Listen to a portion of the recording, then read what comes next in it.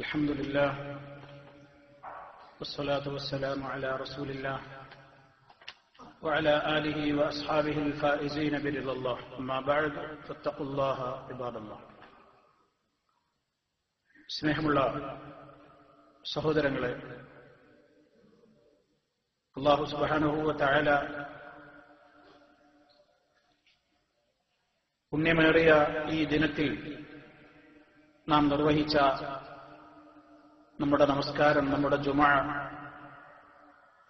എല്ലാ പോരായ്മകളിൽ നിന്നും മുക്തമായ നിലക്ക് ഖബൂൽ ചെയ്തുകൊണ്ട് നമ്മയെല്ലാം അവന്റെ നരകത്തിയിൽ നിന്ന് രക്ഷിക്കുമാറാകട്ടെ. സഹോദരങ്ങളെ, പാപങ്ങൾ ജീവിതത്തിൽ വന്നുപോയാൽ അതിനുള്ള പരിഹാരമാണ് ഖുതുബയിൽ നിങ്ങൾ മനസ്സിലാക്കിയത്. എന്നാൽ അതേപോലെ തന്നെ നമ്മൾ മനസ്സിലാക്കിയിരിക്കേണ്ടുന്ന വളരെ പ്രധാനപ്പെട്ട ഒരു കാര്യമാണ്, നാം ചെയ്തുകൊണ്ടിരിക്കുന്ന തിന്മകളും നമ്മുടെ പാപങ്ങളും അത് നമ്മുടെ ഇഹലോകത്തെയും പരലോകത്തെയും ബാധിച്ചുകൊണ്ടിരിക്കുന്നുണ്ട് എന്ന യാഥാർത്ഥ്യം. തെറ്റുകളിലൂടെ ജീവിതം മുന്നോട്ട് പോയാൽ ഒരുപാട് ബറക്കത്തുകൾ നഷ്ടപ്പെടുകയാണ്. എത്ര തെറ്റുകളാണെന്നറിഞ്ഞാലും ആ തെറ്റുകളിലേക്ക് പിന്നെയും പിന്നെയും മനുഷ്യന് പോകാനുള്ള ആഗ്രഹമുണ്ടാവുകയാണ്. തിന്മകളിലൂടെ ജീവിക്കുന്നതിന്റെ പരിണിത ഫലമാണത്.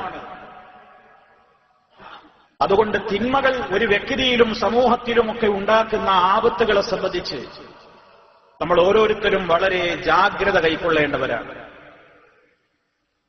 ഒന്നാമതായി, അല്ലാഹു തഖ്വയുണ്ടെങ്കിലേ പാപമോചനം അല്ലാഹു തആല നമുക്ക് നൽകൂ എന്ന് പറഞ്ഞല്ലോ.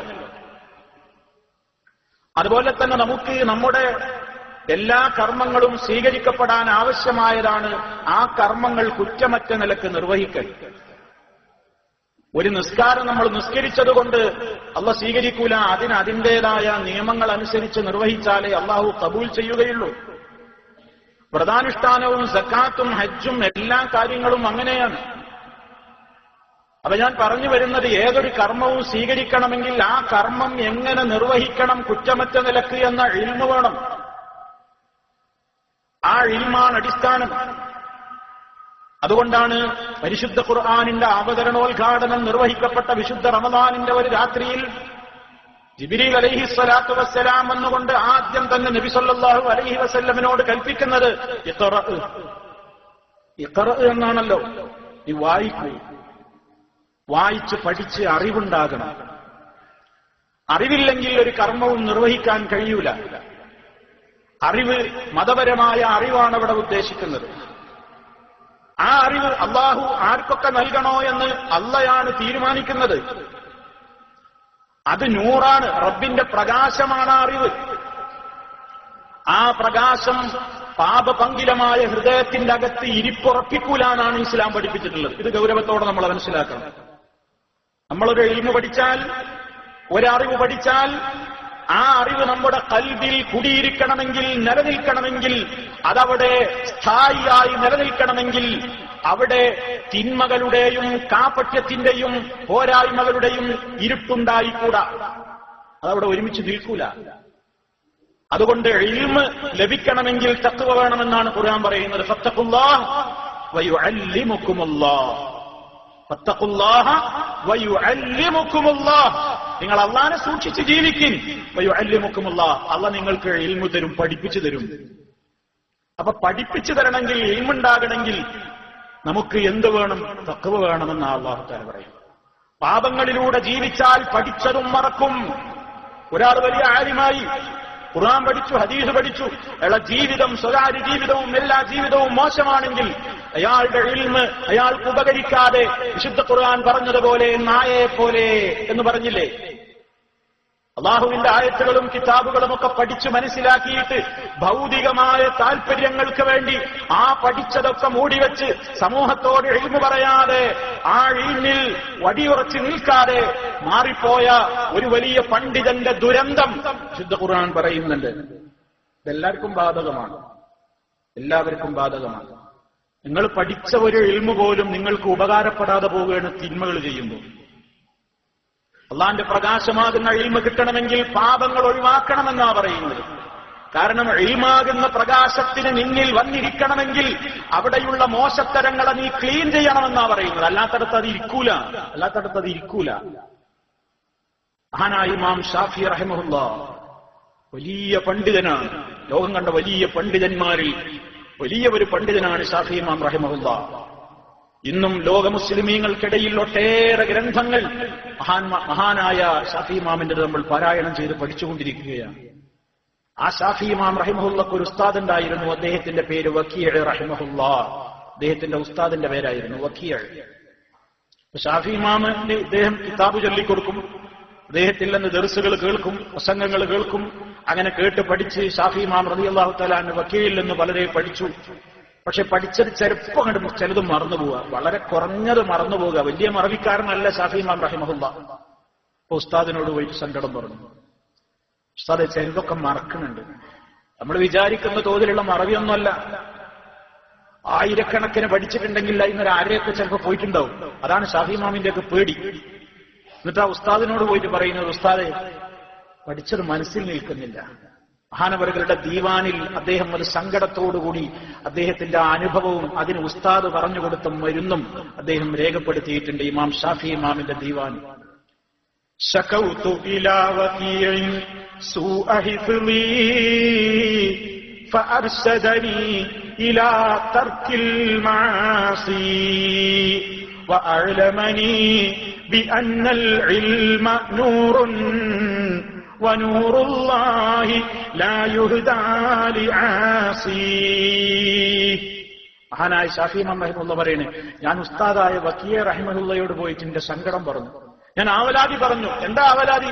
സൂഅ ഹിഫ്ള്, ഉസ്താദെ പഠിച്ച ചിലതൊക്കെ മറന്നു പോവുകയാണ്. മനപ്പാടം ഹിഫ്ള് ബൈഹാർട്ട് പലപ്പോഴും പോവുകയാണ് എന്ന് പറഞ്ഞപ്പോൾ ഉസ്താദ് എന്നോട് നിർദ്ദേശിച്ചു. ഉസ്താദ് എന്നോട് എന്താ പറഞ്ഞത്? നീ ഉറക്ക് കുറഞ്ഞിട്ടായിരിക്കുമെന്നല്ല, ഭക്ഷണം കുറഞ്ഞിട്ടായിരിക്കുമെന്നല്ല, മറ്റേതെങ്കിലും ഭൗതിക കാരണമല്ല പറഞ്ഞത്. ഫഅർശദനി, എന്റെ ഉസ്താദ് എന്നോട് പറഞ്ഞു, ഇലാ തർക്കിൽ മആസി, പാപങ്ങളൊക്കെ ഒഴിവാക്കണം ഷാഫി, പാപങ്ങളൊക്കെ ഒഴിവാക്കണം. മഅസിയത്തുകൾ ജീവിതത്തിൽ വരാതെ നോക്കണം, തിന്മകൾ വരാതെ നോക്കണം. ആരോടാ പറയുന്നത്? ഷാഫി ഇമാമിനോട്. അദ്ദേഹം ഒരു മഹാപാപം ചെയ്യുന്ന ആളൊന്നുമല്ല, വലിയ പണ്ഡിതനാണ്, വലിയ പണ്ഡിതനാണ്. ആ ഇമാം ഷാഫി റഹിമഹുള്ളയോട് ഉസ്താദ് പറയാണ്, മഅസിയത്ത് വരാതെ നോക്കണം. ആ സമയത്ത് വീണ്ടും ഉസ്താദ് ശിഷ്യനോട് പറയുന്നു, വഅലമനി, ഉസ്താദ് എന്നോട് അറിയിച്ചു തന്നു, മോനെ നീ മനസ്സിലാക്കണം, ബി അന്നൽ ഇൽമ, അല്ലാഹുവിന്റെ ദീനിനെ സംബന്ധിച്ചുള്ള ഇൽമെന്ന് പറയുന്നത് നൂറുൻ, അതൊരു പ്രകാശമാണ് മോനെ, അതൊരു നൂറാണ്, അള്ളാന്റെ പ്രകാശമാണത്. വനൂറുല്ലാഹി ലാ യുഅ്താ ലിആസി, റബ്ബിന്റെ പ്രകാശം ഒരു പാപിക്ക് അല്ല കൊടുക്കൂല.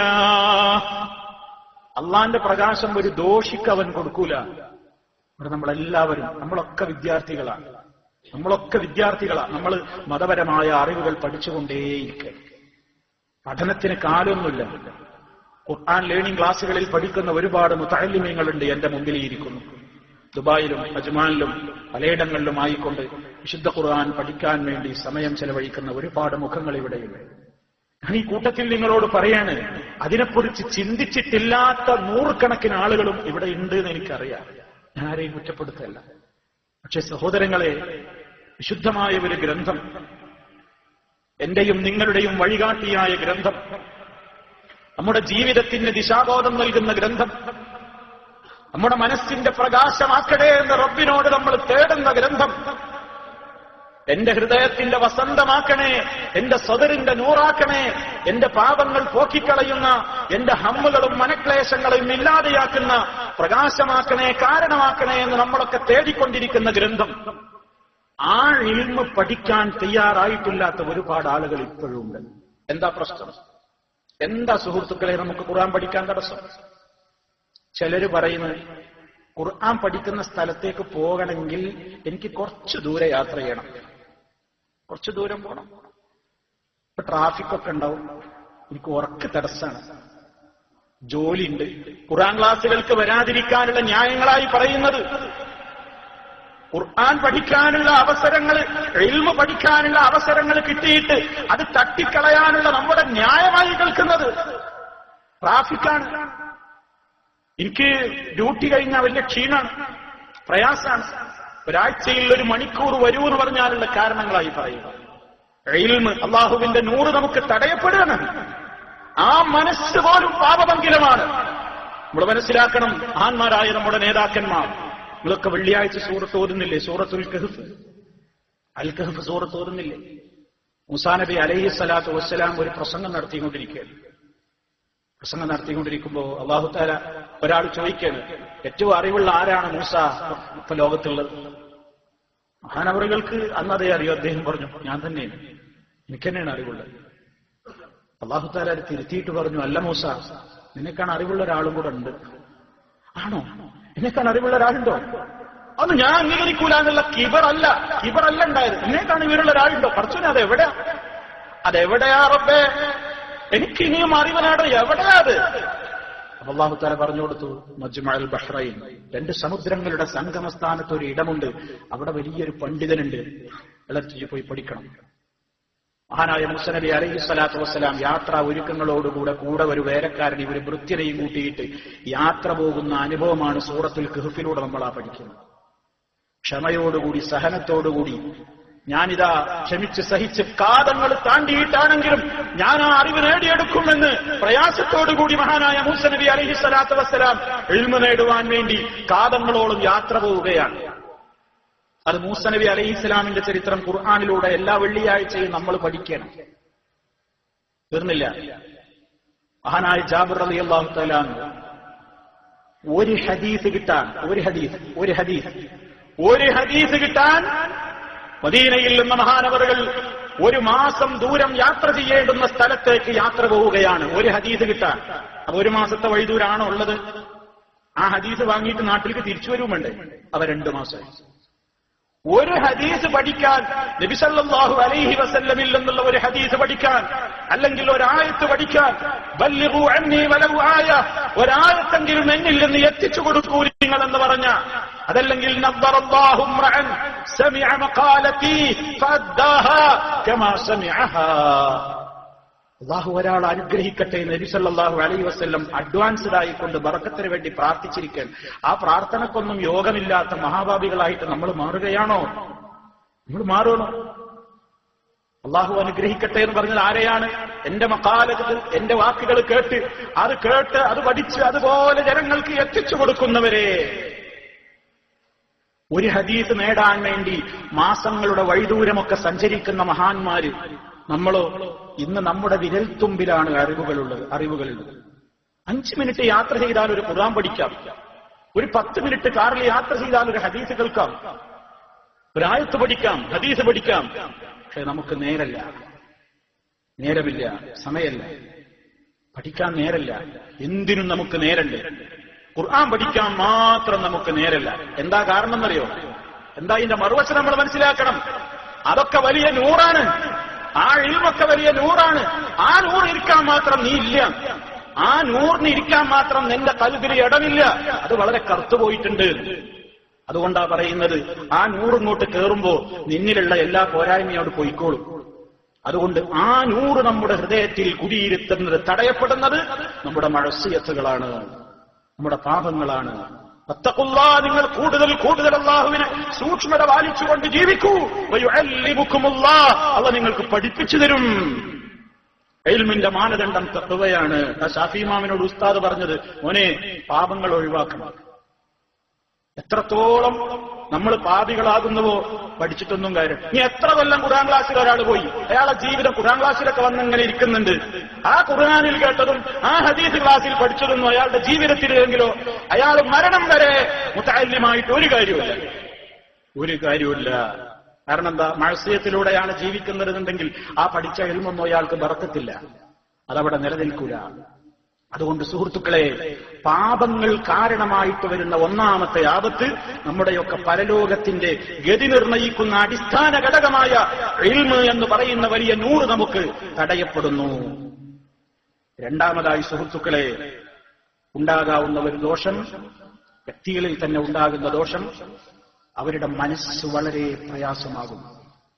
പാപങ്ങൾ ചെയ്യുന്നവരുടെ മനസ്സുകളിൽ ഭിന്നതയുണ്ടാകും, തമ്മിലടിയുണ്ടാകും, ഛിദ്രതയുണ്ടാകും. അവന്റെ കുടുംബത്തിൽ സമാധാനമില്ല, അവന് സമാധാനമില്ല, അവന്റെ ഒരു കാര്യങ്ങളിലും സമാധാനമില്ല. പലപ്പോഴും ശത്രുതയും വൈരവും വർദ്ധിക്കും.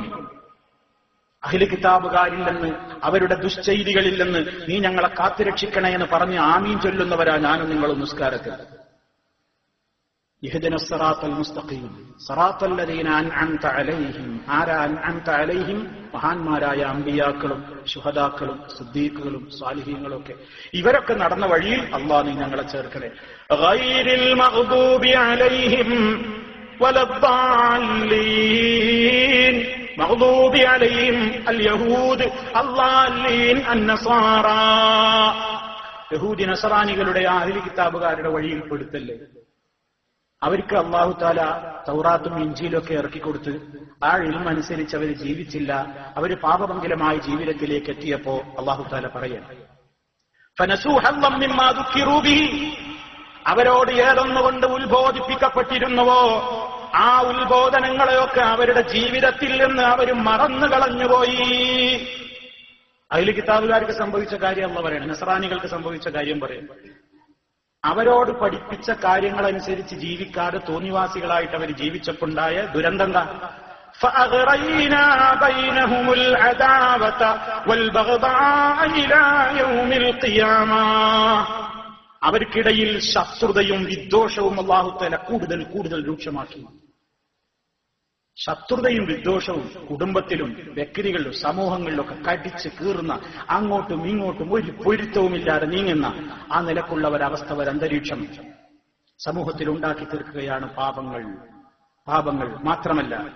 മാത്രമല്ല വ്യക്തിക്ക് സമാധാനമില്ല, വീട്ടിൽ സമാധാനമില്ല, സമൂഹത്തിൽ സമാധാനമില്ല, എവിടെയും സമാധാനമില്ല. എന്താ കാരണം? അള്ളാഹു പഠിപ്പിച്ച നിയമങ്ങളിൽ നിന്ന് വിട്ടുകൊണ്ടുള്ള ഒരു ജീവിതം ജീവിച്ചാൽ അവർക്കത് ഉണ്ടാകുമെന്നുള്ള പറഞ്ഞതാണ്.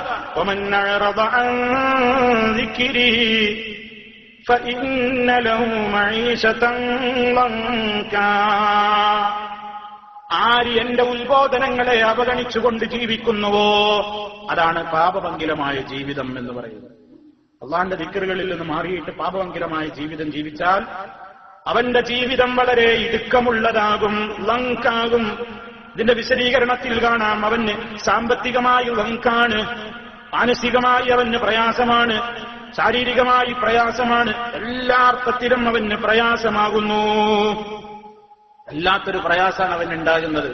എവിടെയും അവന്റെ ബുദ്ധിമുട്ടുകൾ ഒന്നിനും ഒരു ബർക്കത്തില്ല എന്നിങ്ങനെ തോന്നുന്നു. ഒരുപാട് കിട്ടണു, പോകുന്നു, ഒന്നും കാണുന്നില്ല. എന്താ? തിന്മയിലൂടെയാണ് ജീവിതം. കാരണം അവന് എല്ലാ അർത്ഥത്തിലുമുള്ള റിസ്ഖും ബറക്കത്തുമൊക്കെ നഷ്ടപ്പെടുത്തുന്നത് അവന്റെ പാപങ്ങളാണ്. ഒരു സമൂഹത്തിന്റെ ശിക്ഷ നൽകിയപ്പോ ആ നാട്ടുകാരെ കുറിച്ച് അല്ലാഹു പറഞ്ഞത്, വലൗ അന്നഹുൽ ഖുറാ ആമനൂ വത്തഖൗ ലഫതഹ്നാ അലൈഹിം ബറകാതിൻ മിനസ് സമാഇ വൽ അർദ് വലാകിൻ കസ്സബൂ ഫഅഖദ്നാഹും ബിമാ കാനൂ യക്സിബൂൻ. എത്ര പച്ചയായും ലളിതമായിട്ടാണ് അല്ലാഹു തആല പറഞ്ഞത്. സൂറത്തുൽ അറാഫിൽ പഠിപ്പിക്കണം, വലൗ അന്ന അഹ്ലൽ ഖുറാ, ആ ഗ്രാമവാസികളായിരുന്നുവെങ്കിൽ, ആമനു, അവർ ശരിയായ വിശ്വാസക്കാരായിരുന്നുവെങ്കിൽ, വത്തഖൗ, തഖ്വയോടെ ജീവിക്കുന്നവരുമായിരുന്നുവെങ്കിൽ, ഈമാനും ആ ഈമാനിനനുസരിച്ചുള്ള ബഹിർപ്രകടനങ്ങളായ സൽക്കർമ്മങ്ങളും അവരുടെ ജീവിതത്തിൽ കൊണ്ടുവന്ന് സൂക്ഷ്മതയോടെ അവർ ജീവിച്ചിരുന്നുവെങ്കിൽ, ലഫതഹ്നാ അലൈഹിം, അവർക്ക് നാം തുറന്നു കൊടുക്കുക തന്നെ ചെയ്യുമായിരുന്നു, ബറകാത്ത് മിനസ്സമായി വൽ അർദി, ആകാശത്തു നിന്നും ഭൂമിയിൽ നിന്നുമൊക്കെ അവർക്ക് നാം ബറക്കത്തുകൾ ചൊരിഞ്ഞു കൊടുക്കുമായിരുന്നു. ആകാശത്തു നിന്നുള്ള ബർക്കത്താണ് മഴ. ആ മഴ കിട്ടിയിട്ടാണ് ഇവിടെ എല്ലാം നടക്കുന്നത്. എല്ലാം വെള്ളമാണ്. വെള്ളമില്ലെങ്കിൽ ഒന്നും നടക്കൂല, വെള്ളമില്ലെങ്കിൽ ഒന്നും നടക്കൂല. ജഅൽനാ മിനൽ മാഇ കുല്ല ശൈ, എല്ലാം വെള്ളത്തിൽ നിന്നാണ്. അതിന്റെ ബർക്കത്തതാണ് ആ മഴ. അത് തടയപ്പെടാൻ എന്താ കാരണം? തഖ്വല്ലാഞ്ഞിട്ട്. തഖ്വല്ലാഞ്ഞാൽ മഴ തടയപ്പെടുന്നു. അല്ലാഹു തആല പറയാണ്, ഈ ഗ്രാമക്കാരോട് അല്ലാഹു പറയാണ്, അവര് സൂക്ഷ്മതയോടെ ജീവിച്ചിരുന്നുവെങ്കിൽ ആകാശത്തിന്റെ കവാടങ്ങൾ അവർക്ക് മീതെ ബറക്കത്തുകളുമായി തുറക്കപ്പെടുമായിരുന്നു, ഭൂമിയിൽ നിന്നും അവർക്ക് ബറക്കത്ത് നാം തുറന്നു കൊടുക്കുമായിരുന്നു. വലാകിൻ കദ്ദബൂ, പക്ഷെ അവര് കളവാക്കി, അള്ളാന്റെ നിയമങ്ങളെ കളവാക്കി. ഇതൊക്കെ സുഹൃത്തുക്കളെ നമ്മളെക്കുറിച്ച് ഇങ്ങനെ ഓർക്കുക. പരിശുദ്ധ ഖുർആൻ ഇങ്ങനെ കേൾക്കുന്നു നമ്മൾ, ഹദീസുകൾ ഇങ്ങനെ കേൾക്കുന്നു നമ്മൾ, എന്നിട്ട് നമ്മൾ നമ്മുടെ ജീവിതത്തിൽ പാലിക്കാതെ നാവുകൊണ്ട് അതൊക്കെ നുണയാണ് എന്ന് പറയുന്നില്ലെങ്കിലും പ്രവൃത്തി കൊണ്ട് നമ്മൾ അതൊക്കെ നുണയാണെന്ന് പറയുന്നു. മനസ്സിലാകുന്നുണ്ടോ പറയുന്നു? തൗറാത്തും ഇഞ്ചീലും കേട്ട ബനൂ ഇസ്രായേല്യര് അന്ന് ഞങ്ങൾ അംഗീകരിക്കുന്നില്ല എന്ന് തന്നെ പറഞ്ഞതുപോലെ നമ്മൾ അങ്ങനെ തന്നെ നാവുകൊണ്ട്, ഞാൻ ആ ആയത്തും ഹദീസൊന്നും അംഗീകരിക്കൂല എന്ന് നാവുകൊണ്ടാണ് പറയുന്നില്ല. പക്ഷേ അള്ളാഹ് പറഞ്ഞത് ഞാൻ കേൾക്കൂല, റസൂലുള്ള പറഞ്ഞത് ഞാൻ കേൾക്കൂല. ഒരർത്ഥത്തിൽ ഞാനും എന്താ ചെയ്യുന്നത്, അതിനൊന്നും എനിക്ക് വിശ്വാസമില്ല എന്ന് പറഞ്ഞതിനെ തള്ളു. ഈ ഒരവസ്ഥ വന്നപ്പോൾ ഫഅഖദ്നാഹും, നാം അവരെ പിടിച്ചു ശിക്ഷിച്ചു. ബിമാ കാനൂ യക്സിബൂൻ, അവരുടെ ഈ ചെയ്തി നിമിത്തം, അവരുടെ ഈ സമ്പാദ്യ നിമിത്തം നമ്മൾ അവരെ പിടിച്ചു ശിക്ഷിച്ചു. ഖുർആൻ എന്താ പറയുന്നത്? പാപപങ്കിലമായ ജീവിതത്തിലൂടെ പോകുമ്പോ വ്യക്തിക്ക് മാത്രമല്ല സമൂഹത്തിന് മുഴുവൻ നഷ്ടം വരികയാണ്. ഞാൻ കാരണം എനിക്ക് മാത്രമല്ല നഷ്ടം വരുന്നത്, ഞാനൊരു തെറ്റ് ചെയ്താൽ അതുകൊണ്ട് ശിക്ഷിക്കപ്പെടുന്നത് പലപ്പോഴും അതിന്റെ ദുരന്തം ഞാൻ മാത്രമല്ല, ഈ ഭൂമിയിൽ പലരും അനുഭവിക്കേണ്ടി വരുന്നുണ്ട്. സല്ലല്ലാഹു അലൈഹി വസല്ലം പറഞ്ഞു, സഹാബിമാരെ, ഇവിടുന്ന് സഹാബത്തിനെ വിളിച്ചുകൊണ്ട് മുന്നറിയിപ്പ് നൽകി, ഖംസുൻ, 5 കാര്യങ്ങൾ, ഇദബ്തുലീതും ബിഹിന്ന്, അതുകൊണ്ട് നിങ്ങൾ പരീക്ഷിക്കപ്പെടുമോ എന്ന് ഞാൻ ഭയപ്പെടുന്നു. പക്ഷെ നിങ്ങൾ അവിടെ എത്തിയിട്ടില്ല. സന്തോഷത്തോടെ സഹാബത്തിനോട് പറഞ്ഞു, എന്നാൽ 5 കാര്യങ്ങൾ വരാൻ പോകുന്നുണ്ട്. ഇതാണ് 5 കാര്യങ്ങൾ. നിങ്ങൾ അതുകൊണ്ട് പരീക്ഷിക്കപ്പെടുമോ? വഅഊദു ബില്ലാഹ്, നബി സല്ലല്ലാഹു അലൈഹി വസല്ലം കാവൽ ചോദിക്കണം. അല്ലാഹുവിനോട് ഞാൻ കാവൽ ചോദിക്കുന്നു. അൻ തുദ്രികൂഹുന്ന, ആ 5 കാര്യങ്ങൾ നിങ്ങളിൽ വന്നെത്തിച്ചേരുന്നതിൽ നിന്നും ഞാൻ റബ്ബിനോട് കാവൽ തേടുന്നു. 5 കാര്യങ്ങൾ നബി സല്ലല്ലാഹു അലൈഹി വസല്ലം പറയുന്നു. പാപങ്ങൾ സമൂഹത്തിലുണ്ടാക്കുന്ന ദുരന്തം. നമ്മൾ തെറ്റ് ചെയ്താൽ അതുകൊണ്ട് നമ്മൾ മാത്രമല്ല അതിന്റെ ദുരന്തം അനുഭവിക്കേണ്ടി വരുന്നത്. വിശുദ്ധ ഖുർആൻ പറഞ്ഞതിന്റെ മറ്റൊരു വശം, ലഹറൽ ഫസാദു ഫിൽ ബർരി വൽ ബഹർ ബിമാ കസബത് ഐദിൻ നാസ്, കരയിലും കടലിലുമൊക്കെ ഫസാദ് പ്രകടമായി. കരയിലും കടലിലുമൊക്കെ കുഴപ്പമുണ്ടായി. എങ്ങനെ കുഴപ്പമുണ്ടായി? ബിമാ കസബത് ഐദിൻ നാസ്, മനുഷ്യരുടെ ദുശ്ചൈതികൾ നിമിത്തം. മനുഷ്യൻ അവന്റെ കൈകൾ കൊണ്ട് സമ്പാദിക്കുന്ന ചീത്തയായ അവന്റെ ദുഷിച്ച പ്രവർത്തനങ്ങൾ കാരണത്താൽ ഇവിടെ കരയിലും കടലിലും ഒക്കെ ആപത്ത് പെരുകയാണ്. ഒന്നാമതായി നബി സല്ലല്ലാഹു അലൈഹി വസല്ലം പറഞ്ഞു, ലം തദ്ഹരിൽ ഫാഹിശതു ഫീ ഖൗമിൻ ഖത്തു ഹത്താ യുഅ്ലിനൂ ബിഹാ ഇല്ലാ ഫശാ ഫീഹിമുൽ ഔജാഉ വൽ അസ്ഖാമു അല്ലതീ ലം തകുൻ ഫീ അസ്ലാഫിഹിം. അല്ലാഹു നമ്മെ കാത്തു രക്ഷിക്കുമാറാകട്ടെ. എന്തായി പറഞ്ഞിരുന്നത്? ഇതൊരു മുഅ്ജിസത്താണ്, അല്ലാഹുവിന്റെ റസൂലിന്റെ പ്രവചനം. അത് പുലർന്നു കഴിഞ്ഞുവെന്ന് റസൂൽ സല്ലല്ലാഹു അലൈഹി വസല്ലം പറയുന്നു, ഒരു സമൂഹത്തിൽ വ്യഭിചാരം പരസ്യമായാൽ, വേശ്യാവൃത്തി, അശ്ലീലതകൾ, നഗ്നതാ പ്രദർശനം, സ്വവർഗരതി, കൂട്ടരതി, അതുപോലെ തന്നെ എല്ലാ രൂപത്തിലുമുള്ള മൃഗങ്ങളുമായിട്ടുള്ള ബന്ധപ്പെടൽ പോലും, അങ്ങനെയുള്ള ഏതൊക്കെ ഫാഹിശത്തുകളുണ്ടോ ആ ഫാഹിശത്തുകൾ ഒരു സമൂഹത്തിൽ പ്രകടമായി കഴിഞ്ഞാൽ ഇല്ലാ ഫശാഫിയും, അവരിൽ വ്യാപിക്കാതിരിക്കുകയില്ല, ആ നാട്ടിൽ വ്യാപിക്കും. അൽ ഔജാഉ വൽ അസ്ഖാം, വേദനകളും രോഗങ്ങളും. എങ്ങനത്തെ രോഗങ്ങൾ? അല്ലതീ ലം തകുൻ ഫീ അസ്ലാഫിഹിം, അവരുടെ മുൻഗാമികൾക്ക് പരിചയമില്ലാത്ത രോഗങ്ങൾ വരും. മുമ്പുള്ള ആളുകൾ കേട്ടിട്ടില്ലാത്ത രോഗങ്ങൾ പുതിയത് ഇങ്ങനെ വരും. ചികിത്സ ഉണ്ടാവില്ല. ഇന്നും ചികിത്സയില്ലല്ലോ എയ്ഡ്സ് എന്ന മഹാമാരിക്ക്, എബോള എന്ന് പറയുന്ന മഹാമാരിക്ക്, എയ്ഡ്സ് എന്ന് പറയുന്ന രോഗത്തിന് ഇന്നും ചികിത്സയില്ല. എന്താ ഇതിന്റെ തുടക്കങ്ങളൊക്കെ പറയുന്നത്? ഒക്കെ രതിയിൽ നിന്നാണ്. രതി, അവിഹിത രതി, വൃത്തികെട്ട രൂപത്തിലുള്ള സ്വവർഗരതി, മൃഗരതി, അതുപോലെ തന്നെ ഗുദമൈഥുനം, അതുപോലെ തന്നെ ഏതെല്ലാം രൂപത്തിലുള്ള വൃത്തികേടുകളുണ്ടോ അതിനൊക്കെ ഇല്ല. യുഅ്ലിനൂനാണ്, അത് പരസ്യപ്പെടുത്തുന്ന ഒരു കാലം വരും. കണ്ടോ, അത് ലൈവായിട്ട് കണ്ടുകൊണ്ടിരിക്കുകയാണ് ആളുകൾ. അത് മനസ്സിലാക്കണം. നബി സല്ലല്ലാഹു അലൈഹി വസല്ലം ഇത് പറയുന്ന കാലത്ത് ഒരു കൂട്ടരതിക്ക് ഒരു സ്റ്റേജ് ഒരുക്കിയിട്ട് ആളുകളെ വിളിച്ച് ടിക്കറ്റ് കൊടുത്ത് കാണിക്കുന്ന ഏർപ്പാടൊന്നുമില്ല. നിങ്ങൾ എന്താ മനസ്സിലാക്കിയത്? അള്ളാന്റെ റസൂലിന്റെ ഓരോ ഹദീസും ഇങ്ങനെ പുലരില്ലേ? അന്ന് ഈ സംവിധാനം ഉണ്ടോ? വ്യഭിചാരം നടത്തുക ഒരു സ്റ്റേജിൽ നിന്നിട്ട് അത് കാണികളായിട്ട് ഒരുപാട് ആളുകളെ വിളിക്കുക, ടിക്കറ്റ് കൊടുത്തിട്ടോ അല്ലാതെയൊക്കെ അത് കാണിച്ചു കൊടുക്കുക എന്ന് പറയുന്ന ഒരു സംഭവം റസൂലുള്ളാഹിന്റെ കാലത്തില്ല. എന്നാൽ അത് വരുന്ന പറയും, അത് പരസ്യപ്പെടുത്തുന്ന ഒരു കാലം വരും. ഇന്ന് ലൈവായിട്ടാണ് സ്വവർഗരതിയും മൃഗരതിയും ബുധമൈഥുനവും എല്ലാ വൃത്തികേടുകളും തോന്നിവാസങ്ങളും വേശ്യാവൃത്തികളും അവിഹിത ബന്ധങ്ങളും മുഴുവൻ ലൈംഗിക രാജകത്വങ്ങളും സമൂഹത്തിൽ ഇങ്ങനെ പ്രസരിപ്പിച്ചുകൊണ്ടിരിക്കുകയാണ്. ലൈവായി നമ്മുടെ വീടിന്റെ മുകളിൽ വെച്ചിട്ടുള്ള സാധനം ഉണ്ടല്ലോ, ഡിഷ്, ഇതിലൂടെ ഇങ്ങനെ അരിച്ചരിച്ചിറങ്ങിയാണ് അല്ലാഹുവിന്റെ റസൂല് ശപിച്ചിട്ടുള്ള മുഴുവൻ വൃത്തികേടുകളും. അതൊരു സമൂഹത്തിൽ പെരുകുമ്പോ മുൻഗാമികൾക്ക് പരിചയമില്ലാത്ത മാരകമായ രോഗങ്ങൾ ആ സമൂഹത്തിൽ പടരാതിരിക്കുകയില്ല എന്ന് നബി സല്ലല്ലാഹു അലൈഹി വസല്ലം പറയുന്നു. എത്രയാണ് ലോകത്തെ ചികിത്സയില്ലാത്ത എയ്ഡ്സ് രോഗികളുടെ കണക്ക് ഇപ്പോഴും കിട്ടിയിട്ടില്ല. മരിച്ചു തീരുകയാണ് ആളുകൾ, എന്നിട്ട് സമൂഹം അതിനോട് എന്താ പറഞ്ഞത്? സമൂഹമേ വ്യഭിചാരത്തിൽ നിന്ന് വിട്ടുനിൽക്കൂ എന്നല്ല പറഞ്ഞത്, സുരക്ഷിതമായി ബന്ധപ്പെടൂ, ഉറ ഉപയോഗിക്കൂ എന്നാ പറഞ്ഞത്. ശൈത്താനതാ പറഞ്ഞത്, ഉറ ഉപയോഗിക്കൂ, സുരക്ഷിതമായി ബന്ധം പുലർത്തൂ എന്നാണ്. പടച്ച റബ്ബല്ല പറഞ്ഞത്, ഈമാനിന്റെ ഉറ നിനക്ക് വേണം, ഈമാൻ വിട്ടുനിൽക്കാൻ. വലിയ സ്ഥാനവും മഹിമയുമൊക്കെയുള്ള പെണ്ണ് വ്യഭിചാരത്തിലേക്ക് ക്ഷണിച്ചപ്പോൾ പോലും ഇന്നി അഖാഫുല്ലാഹ്, ഞാൻ അല്ലാഹുവിനെ ഭയപ്പെടുന്നു എന്ന് പറഞ്ഞ് വിട്ടുനിൽക്കാനുള്ള ഈമാനികമായ ഏറ്റവും വലിയ കരുത്ത്. അപ്പോ ഒരു വ്യക്തി ചെയ്യുന്ന, സമൂഹത്തിൽ ഇങ്ങനെ പടർന്നു പിടിക്കുന്ന ഈ രൂപത്തിലുള്ള അശ്ലീലതകൾ കൊണ്ട് രാജ്യത്ത് മുഴുവനും മഹാമാരികൾ പടർന്നു പിടിക്കുമെന്ന് നബി സല്ലല്ലാഹു അലൈഹി വസല്ലം. അല്ലാഹു കാത്തുരക്ഷിക്കുമാറാകട്ടെ. രണ്ടാമത് അവിടുന്ന് പറയുന്നു, വലം യൻഖുസുൽ മിക്യാല വൽ മീസാന ഇല്ലാ ഉഖിദൂ ബിസ്സിനീന വശിദ്ദത്തിൽ മുഅനതി വജൗരി സുൽത്താൻ. അളക്കത്തിലും തൂക്കത്തിലും ഒരു സമൂഹം കുറവ് വരുത്തുമ്പോൾ, സമൂഹത്തിലെ കച്ചവടക്കാരും ഇടപാടുകാരും ആളുകളും ബിസിനസ്സുകാരും ഒക്കെ അളവും തൂക്കവും കുറക്കുക. 1 കിലോന്റെ സാധനം വാങ്ങിയാൽ 900 ഗ്രാമേ ഉണ്ടാവുള്ളൂ. പരിപ്പ് വാങ്ങിയാലും പഞ്ചസാര വാങ്ങിയാലും എണ്ണ വാങ്ങിയാലും എണ്ണത്തിലും അളവിലൊക്കെ കുറക്കുക. അങ്ങോട്ട് അളന്നെടുക്കുമ്പോൾ വളരെ കൃത്യമാണ്, ഇങ്ങോട്ട് കുറച്ചു തരുമ്പോൾ അങ്ങനെയില്ല.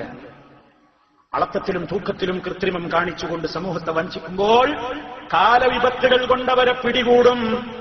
വർദ്ധിച്ച ജീവിത ചെലവുകൾ രാജ്യത്തുണ്ടാകും. ഭരണാധികാരികളുടെ ക്രൂരത രാജ്യത്തുണ്ടാകും. അല്ലാഹുവിന്റെ റസൂൽ സല്ലല്ലാഹു അലൈഹി വസല്ലം പറയുന്നു, അളക്കത്തിലും തൂക്കത്തിലും ബിസിനസ് രംഗത്ത് കുഴപ്പമുണ്ടാകുമ്പോ ആ ഭാരം സമൂഹം കൂടി പേറേണ്ടി വരും. 3 ഒക്കെ വിശദീകരിക്കേണ്ടതാ. 3 നമ്മളെല്ലാവരും പഠിച്ചോളും, കഴിഞ്ഞ ഖുത്ബയിൽ പറഞ്ഞതാണ്. വലം യംനഉ സകാത അംവാലിഹിം ഇല്ലാ മുനിഉൽ ഖത്റ മിനസ് സമാഇ വലൗലൽ ബഹായിമു ലം യുംതിറൂ. അവരവരുടെ സമ്പത്തിന്റെ സകാത്ത് തടയുന്ന കാലത്തോളം മഴ തടയപ്പെടും.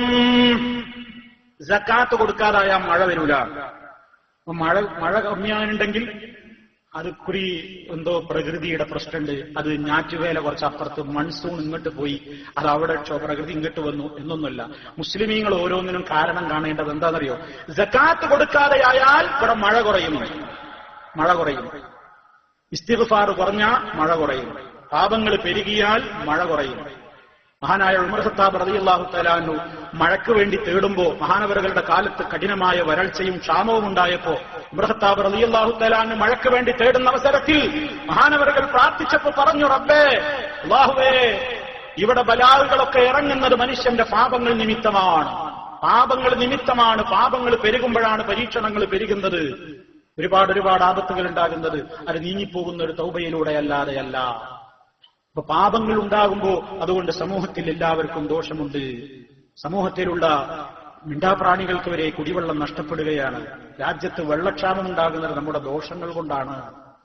മഹാനായ നൂഹ് നബി അലൈഹിസ്സലാത്തു വസ്സലാം നാട്ടുകാരോട് പറഞ്ഞു, ഇസ്തഗ്ഫിറൂ റബ്ബക്കും ഇന്നഹു കാന ഗഫാറാ യുർസിലിസ് സമാഅ അലൈക്കും മിദ്റാറാ വയുംദിദുക്കും ബിഅംവാലിൻ വബനീന വയജ്അൽ ലക്കും ജന്നാത്തിൻ വയജ്അൽ ലക്കും അൻഹാറാ. അല്ലാഹുവിനോട് ഇസ്തിഗ്ഫാറിനെ ചോദിക്കൂ, പാപമോചന പ്രാർത്ഥന അധികരിപ്പിക്കൂ. സല്ലല്ലാഹു അലൈഹി വസല്ലം മഹാനായ നൂഹ് നബി അലൈഹിസ്സലാം ജനങ്ങളോട് പറഞ്ഞു, ഇസ്തിഗ്ഫാർ അധികരിപ്പിക്കാൻ, പാപങ്ങളിൽ നിന്ന് വിട്ടുനിൽക്കാഞ്ഞാൽ ഇവിടെ മഴ ഉണ്ടാവില്ല. അപ്പൊ പാപങ്ങളിൽ നിന്ന് അള്ളാഹുവിനോട് തൗബ ചെയ്യുന്നിടത്തോളം യുർസിലി സമാ അലൈക്കും മിദ്റാറ, ആകാശ ലോകത്തിന് നിങ്ങൾക്ക് മഴ പൊട്ടിച്ചൊരിഞ്ഞു കിട്ടും. നിങ്ങൾക്ക് അള്ളാഹു സമ്പത്ത് നൽകി സഹായിക്കും, സന്താനങ്ങളെ കൊണ്ട് അള്ളാഹു സഹായിക്കും, കാർഷികമായ അഭിവൃദ്ധി നിങ്ങൾക്ക് നൽകും, ജലസേചന സൗകര്യങ്ങൾക്ക് ഉതകുമാറ് നിലക്കുള്ള നദികൾ അള്ളാഹു നിങ്ങൾക്ക്, പുഴകളും ആറുകളും ഒക്കെ നിങ്ങൾക്ക് സംവിധാനിച്ചു തരും എന്നൊക്കെ ഖുർആൻ പറയാം.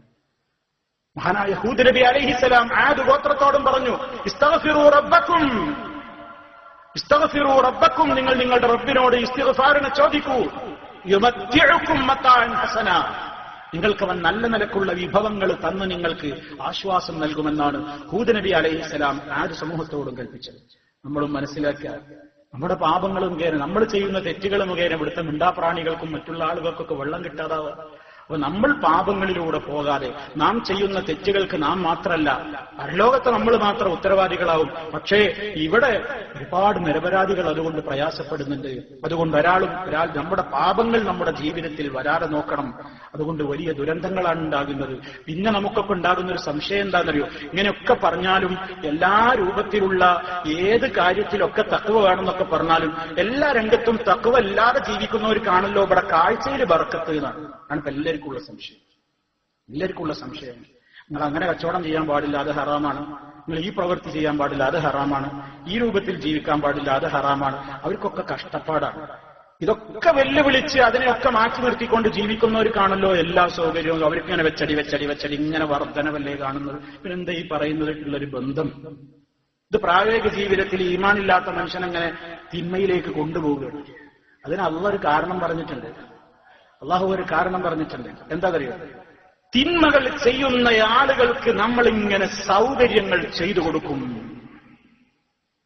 തിന്മകൾ ചെയ്യുന്നവർക്ക് ഞാൻ കൂടുതൽ സൗകര്യങ്ങൾ ഇങ്ങനെ ചെയ്തു കൊടുക്കും. അതിന് ഇസ്തിദ്റാജ് എന്നാണ് പണ്ഡിതന്മാർ പറഞ്ഞിട്ടുള്ള പദം. ഇസ്തിദ്റാജ് എന്ന് പറഞ്ഞാൽ ഒരു തെമ്മാടിക്ക് ആ തെമ്മാടിത്തത്തിനുള്ള സൗകര്യങ്ങൾ പിന്നെ ഇങ്ങനെ അയച്ചിട്ട് കൊടുക്കുക. എന്തിനാ? പിന്നെ എത്രത്തോളം പോകുമെന്നറിയാം. അവസാനൊരു അവസാനത്തൊരു പിടുത്തണ്ട്. അത് വിശുദ്ധ ഖുർആൻ പറഞ്ഞത് നോക്കൂ. فَلَمَّا نَسُوا مَا ذُكِّرُوا بِهِ فَتَحْنَا عَلَيْهِمْ أَبْوَابَ كُلِّ شَيْءٍ حَتَّى إِذَا فَرِحُوا بِمَا أُوتُوا أَخَذْنَاهُمْ بَغْتَةً فَإِذَا هُمْ مُبْلِسُونَ. നമ്മളെ സംശയത്തിന്റെ എല്ലാ മറുപടി അതിലുണ്ട്. അള്ളാഹു കൽപ്പിച്ചിട്ടുള്ള ഉത്ബോധനങ്ങളെയൊക്കെ കാറ്റിൽ പറത്തി ജീവിച്ച ആളുകൾക്ക് എല്ലാ അനുഗ്രഹങ്ങളുടെയും കവാടങ്ങൾ ഞാനാണ് തുറന്നു കൊടുത്തു. അള്ളാഹനെ ധിക്കരിച്ച തെമ്മാടി കൂട്ടങ്ങൾക്ക് എല്ലാ അനുഗ്രഹങ്ങളും ഞാനങ്ങ് തുറന്നു കൊടുത്തു. എത്രത്തോളം തുറന്നു കൊടുത്തു കേട്ടോളൂ.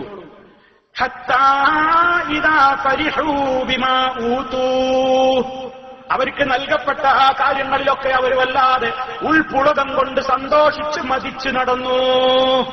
ഞങ്ങൾ ഇങ്ങനെയൊക്കെ ആയാലും എന്താ കണ്ടില്ലേ, ഞങ്ങൾക്ക് വല്ല കുറവുണ്ടോ എന്നും പറഞ്ഞ് അർമാദിച്ച് ആഹ്ലാദിച്ച് സന്തോഷിച്ചുകൊണ്ട് ഉല്ലസിച്ചുകൊണ്ട് അവരിങ്ങനെ നടന്നപ്പോ പാവങ്ങൾ തെറ്റിദ്ധരിച്ചു പോയി. അള്ളാഹ് നല്ലോണം അനുഗ്രഹിച്ച് കൊടുക്കുകയാണെന്നാ വിചാരിച്ച്. നമ്മളിൽ പലരുടെയും ധാരണ അങ്ങനെ.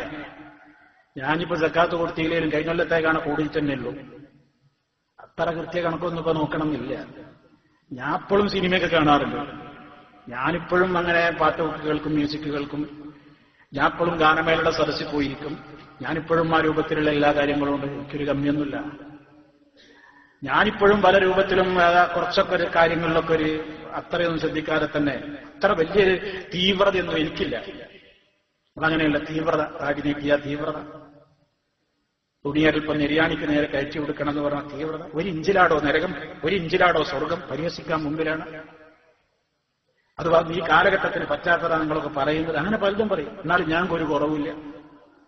അങ്ങനെയൊക്കെ വലിയ ആഹ്ലാദിച്ച് ഒന്നും കുറവില്ല എന്ന് പറഞ്ഞിങ്ങനെ അവരിങ്ങനെ സന്തോഷിച്ച് നടക്കുമ്പോൾ പെട്ടെന്നൊരു പിടുത്തന് പിടിച്ചു ഞാൻ. അള്ളാഹ് പറയും, പെട്ടെന്നൊരു പിടുത്തം ഞാൻ പിടിച്ചു. ഇതാഹും മുബ്ലിസു, അന്നേരം അതാ അവരാകെ പരവശരാകുന്നു. പിന്നെ പരവശരായിട്ട് കാര്യമില്ല, നേരം പോയി.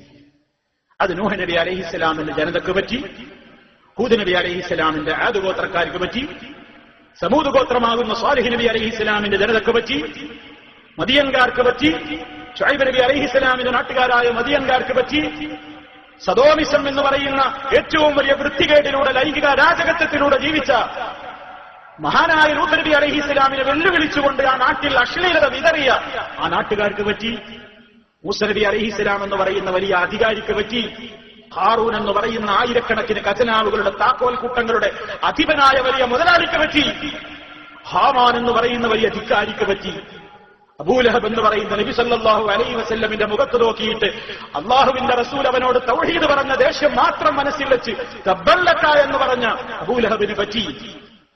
മാരകമായ രോഗം പിടിച്ചിട്ട് അബൂലഹബ് മരിച്ചു. തടിമാടന്മാരായ മക്കളുണ്ടായിരുന്നു അവന്. ആരും അവനെ തിരിഞ്ഞു നോക്കിയില്ല. നബി സല്ലല്ലാഹു അലൈഹി വസല്ലമിന് ഉണ്ടാകുന്ന ആൺകുട്ടികളൊക്കെ മരിച്ചപ്പോൾ പരിഹസിച്ചവരാണ് അവർ. തടിമാടന്മാരായ മക്കളുണ്ടായിരുന്നു അബൂലഹബിന്. വലിയ സമ്പത്തിന്റെ ആളായിരുന്നു, തറവാടിയായിരുന്നു. പക്ഷേ ഖുർആൻ എന്താ പറഞ്ഞത്? മാ അഗ്നാ അൻഹു മാലുഹു വമാ കസബ്. അവന്റെ സമ്പത്തോ അവന്റെ സന്താനങ്ങളോ ഒന്നും അവന് ഉപകരിച്ചില്ല. അവന്റെ ഒന്നും അവന് ഉപകരിച്ചില്ല. ഒരു കുരുപോലെ ശരീരത്തിലൊരു രോഗം പൊട്ടിയവന്, ഒരു മുഴ പോലെ. ആ മുഴ ഇങ്ങനെ വീർത്ത് വീർത്ത് വീർത്ത് പൊട്ടാൻ തുടങ്ങി. അതിൽ നിന്ന് ദുർഗന്ധം വമിക്കാൻ തുടങ്ങി. ആരും അടുക്കുന്നില്ല. മക്കള് പോലും ഒഴിവാക്കി, എല്ലാവരും ഒഴിവാക്കി.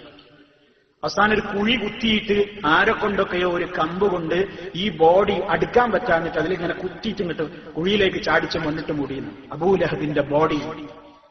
നബി സല്ലല്ലാഹു അലൈഹി വസല്ലം എന്ന ലോകത്തിന്റെ നേതാവിന്റെ മുഖത്ത് നോക്കിയിട്ട് ലാ ഇലാഹ ഇല്ലല്ലാഹ് പറഞ്ഞ ഒരൊറ്റ വെറുപ്പിന് തബ്ബല്ലക എന്ന് പറഞ്ഞ് നീ തുലയട്ടെ എന്ന് പറഞ്ഞപ്പോ ലോക മുസ്ലിമീങ്ങൾ ഖിയാമത്ത് നാൾ വരെ അതേ പ്രയോഗത്തിൽ അവനെ ഇന്ന് ശപിച്ചുകൊണ്ടിരിക്കുകയാണ്. തബ്ബത് യദാ അബീ ലഹബിൻ വതബ്ബ്. അബൂലഹബിന്റെ ഇരുകരങ്ങളും നശിക്കട്ടെ, തൊലയട്ടെ. അവൻ തന്നെയും തൊലഞ്ഞുപോയി. അവന്റെ സമ്പത്തോ അവന്റെ ചെയ്തികളോ അവന്റെ അധികാരങ്ങളോ ഒന്നും അവന് ഉപകരിച്ചില്ല. ജ്വാലകൾ ഉയർന്നു പോകുന്ന നരകത്തിയിൽ അവൻ കടന്നെരിയുക തന്നെ ചെയ്യും.